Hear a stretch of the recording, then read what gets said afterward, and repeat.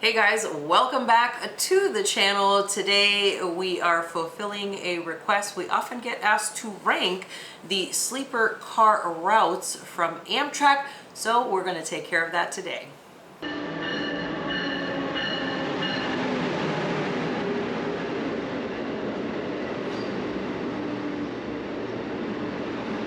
There are a lot of sleeper car routes you can choose when riding Amtrak, and people always want to know what's the best one or how do they compare this one to this one. So this is our ranking from worst to best. They're all good, but this is just the order that we would do them in if we are going to take a sleeper car. And we'll kind of tell you why one ranks where it does. So jumping right in and starting out, unfortunately it's our home route is route number 14 on the list, and that's going to be the Crescent. That's right. This one, the route that it follows is just not that exciting. It's not the cities that are the problem, it's basically tree line for the most part. There are a couple fun little things that you see along the way, like when you're arriving into New Orleans, gliding, it seems like, over Lake Pontchartrain or different things like that, but there are much better things in some of these other routes, so that's why we place the Crescent at the bottom. Yeah, it's good on both ends, coming into New York, coming into New Orleans, but the rest of it is a lot of trees and a lot of rural areas, which can be cool to see, but we do like that route. Unfortunately, the timings are also pretty bad, like coming into Atlanta. It's pretty late to get on the train going north, so for that reason it is our least favorite route. The route number 13 is going to be the route named City of New Orleans. It's not the City of New Orleans, it's the route the City of New Orleans, which is kind of an odd name for a route, but it is what it is, and it is also just kind of a nondescript route. There's nothing really that you can say, oh, when you're on the City of New Orleans, you've got to see this. Not really much to point out in that way. One good thing about this train, though, is it is usually on time. Yeah, that is kind of its claim to fame. It's the route with the best on-time record in Amtrak. So if you're looking to purely just be really on time, then the City of New Orleans is the route for you. So that's pretty much the big notable thing about that one. And these next two routes are kind of together because they're basically routes that you're going to be choosing between. Do I want to do this one? Do I want to do this one? They're kind of the same. They kind of begin and end in the same place, sort of. That's the Capital Limited and the Cardinal. Now the Capital Limited goes from Chicago to DC. The Cardinal goes from Chicago to New York, but you can end up in some of the same places on them. And the difference is that the Capital Limited is a superliner, whereas the Cardinal is a viewliner. Now, it used to be that the Capital Limited always had an observation car on it, and that is no longer the case. So if you're giving the choice of a superliner with no observation car or a viewliner, I will take the viewliner because I think it's a better room. Yeah, that's right. And one of your favorite things about a viewliner is the fact that the upper bunk has windows, so that basically takes care of the fact that there is no observation car. It's nice because you can enjoy the views from your room, and if you wanted to lay down, you could do that individually, from the bottom bunk and from the top bunk. So that's probably why this ranking is like this. So Capital Limited comes in at 12 and the Cardinal comes in at 11. We did have them flipped earlier and then we just decided to switch it back because the viewliner, we do prefer the viewliner to the superliner if there is no observation car because of the space on the train. The next one is a train I've never been on, but you've been on it, so tell us why the Auto train comes in at number 10. I did this trip with my dad. We transported his car, the two of us in his car, down to Florida from Lorton, Virginia. And this one is a quickie route. There's no stops, just a quick crew change in the middle of the night, but there's no stops, nowhere to stop in between. You're just heading from one place to the next. It's just to get you and your car from one place to the other, and it gets this ranking. It's a unique train trip because you're traveling with your car. It's a cool experience watching them load all the cars on, and then watching them, take the cars, unloading the cars back off the train. That's kind of a cool experience. You get different types of train cars also that you're riding in, so that gives you an unusual experience there too. Yeah, and so the next one, we're into the top 10 now. This is going to be number 9. We're moving up a tier here. This is the Lakeshore Limited, and I really like this route. It'll also get you from New York to Chicago. So this one is compared often to the Cardinal, which is the exact same two cities on the ends. They just go a different direction. And Lakeshore Limited is beautiful starting out because you do get to follow the river, and you do have some beautiful views. So we really like the Lakeshore Limited. Yeah, we do. Obviously, we go to Chicago a lot. Our son lives there, and we do fly in and out of New York often. So sometimes we end up there or are leaving from there after seeing our son. So we do take the Lakeshore Limited quite often. We've been on it, actually. It might be one of the ones that we've been on the most because it's just, super convenient for us between those two cities. But those views in New York and of, upstate New York are just beautiful, and of the lake, it's amazing. So definitely one to keep on the list, and probably why it's in the top 10. All right, the next two are also kind of like sister trains, and they're going to be pretty much together. The ranking is pretty equal. That's going to be the Silver Meteor and the Silver Star. There's very little difference between these trains. One of them is 4 hours longer and goes to Tampa. The other one does not. That's essentially the only difference. But they're getting moved up here because they are Viewliner trains, and they also have traditional dining now, which is new and amazing, and that is really good. So this is like a whole new tier. Basically from here on out, all the trains are going to feature traditional dining, which puts them above all the other trains.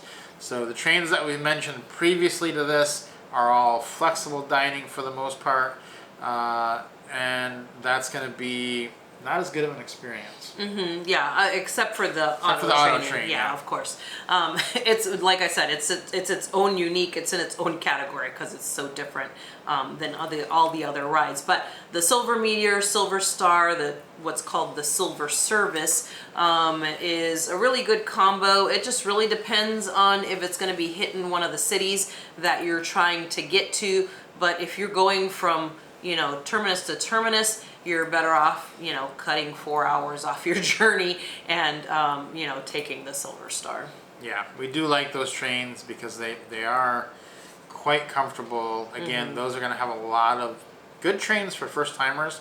You're on the East Coast, you get a lot more space in the room on those, because the rest of these trains are all going to be superliners, and one person is going to have a real tight time on the upper bunk. So that's going to be something you got to contend with. But number 6 is going to be the Sunset Limited.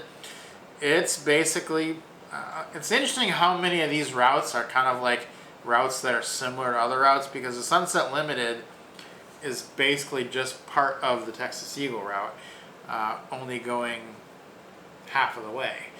So number 6 is going to be the Sunset Limited. Number 5 is going to be the Texas Eagle. That's right. So yeah, these are kind of buddy trains here, but the Sunset Limited is at number 6, and that one's just a cool ride. It follows the border between the U.S. and Mexico. You're literally looking right at the border, like almost reach out and touch the border gate as you're passing by, and you just see a lot of really cool things that you wouldn't normally see if you were driving from LA to New Orleans. So there's some unique experiences there, and I'll go ahead and talk about the Texas Eagle too, since we're kind of piggyback these two.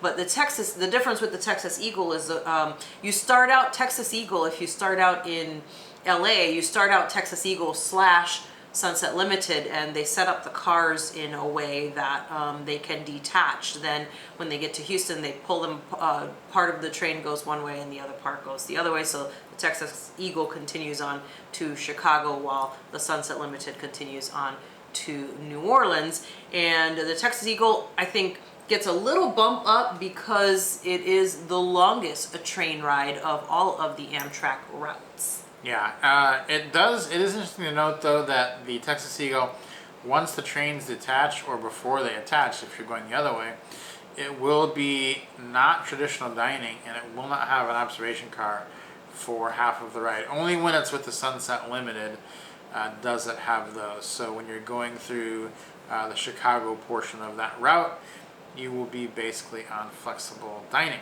Now, number 4, number 3, number 2, number 1, these are pretty much the premier rides on Amtrak. Number 4, pretty easily for us, is the Southwest Chief, an amazing ride that follows a lot of the Route 66 route. Yeah, this is probably one of the reasons why I love it the most, because I love Route 66, and so it's kind of cool to, be riding through the towns depending on which direction you're going in. You can see a lot of it too during the daytime, so I love the Southwest Chief for that reason. Plus, I love that long stop. Well, usually, unless you're really, really late, you get a nice long break in Albuquerque. I enjoy that as well.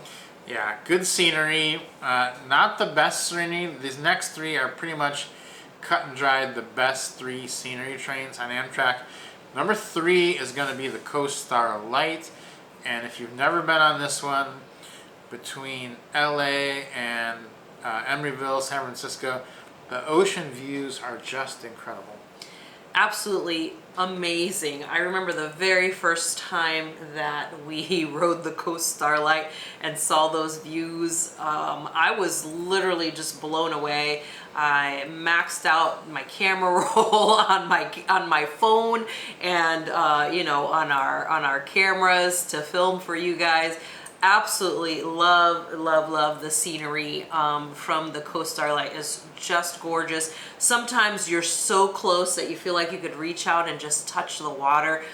So that's what's really cool too about that one. Yeah, and that's a great route for beginners, first-time Amtrak riders, because it's only 1 overnight, as opposed to some of the other ones like the Texas Eagle is 3 overnights, and that is a long time if you're not sure that you're going to like it. So definitely start out with something like the Starlight if you've never been before, because it's a much more limited exposure on your first ride. Number 2, though, is a very underrated train on Amtrak, and that is the Empire Builder. That's right, and I know a lot of people are going to be surprised. You're already probably typing your comment down below that the Starlight should be above the Empire Builder, but as far as we're concerned, and we've ridden them both multiple times, Empire Builder definitely deserves that number 2 spot. You cross the Mississippi River. That's really awesome. You get to see East Glacier National Park. That's incredible. You're following along the Columbia River. Views are phenomenal. You go through the Cascades. Ha! What more can I say? And then, to boot, right before you arrive, you're following along Puget Sound. Blows you away. I mean, it's just phenomenal. It's gorgeous views. And it's got 2 great cities on either end. You got Chicago, you got Seattle. And both of them put you right in the heart of the city, which we also like about that. It's just an easy train to do. So Empire Builder, number 2. You can take it to Seattle or Portland, keep that in mind, and you can take it from Portland as well. We usually take it to Seattle for some reason. I don't know why, but we almost always take it to Seattle. Then the number 1 ride, pretty much undisputed, is going to be the California Zephyr. That's right. The California Zephyr is the premier train ride in America.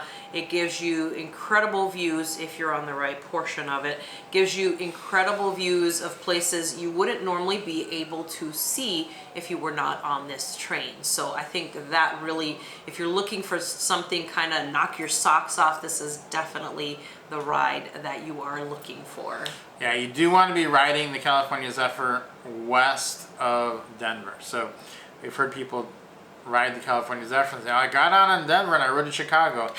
Well, if that's what you did, then this ride probably ranks 6th or 7th, because that is the worst part of the California Zephyr. You got to get on in Denver and go west, or get on in Emeryville and go east. Then you're going to be going through the canyons, the gorges, all the pretty sights. If not, you're mostly just going to be going through the Midwest, and it is pretty, but not worthy of the #1 spot. So make sure you do that route in the correct direction, or just do the whole thing and you will not be disappointed. That's right. And it's a really great ride. It's so fun. You learn a lot too. A lot of times they'll have somebody on the train who's telling you or explaining to you what you're looking at, what you're seeing, or just some fun, interesting facts too about what you're encountering along the way. So what do you guys think about our ranking? We have actually been on all of these, so that probably helped the case in order to get these all sorted out for you, but we feel really confident in these. Let us know what you think, or maybe what your order would be down in the comment section. Don't forget to subscribe to the channel, and we'll see you guys next time.